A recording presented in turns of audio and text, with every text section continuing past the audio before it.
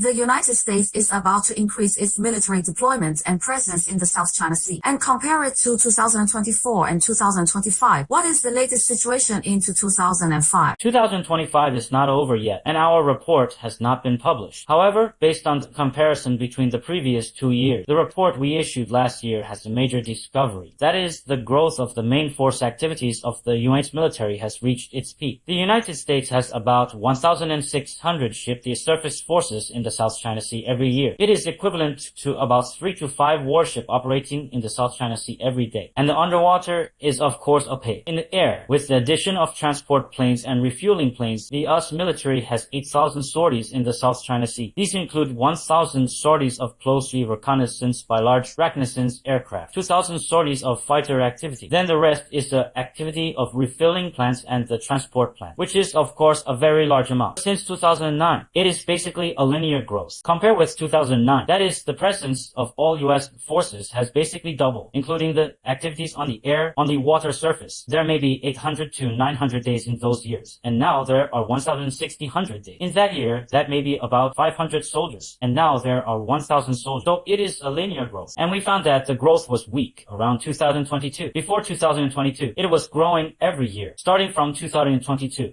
something like close-range recognition is maintained at a certain level, with little growth every year, including the activities of aircraft carriers. So I think, on the one hand, we should pay attention to the frequency, intensity, and the pertinence is very high of the U.S. military activities towards China. But on the other hand, we can't exaggerate the threat of the U.S. military, which is facing considerable problems. Although psychologically and theoretically, they still do their best to increase the deployment of the forces in the South China Sea, including the East China Sea and the surrounding areas of the Taiwan Strait. But the actual situation doesn't allow it. I think its trip activities have basically reached its daily. We may have more People's Liberation Army Navy troops activities than the U.S.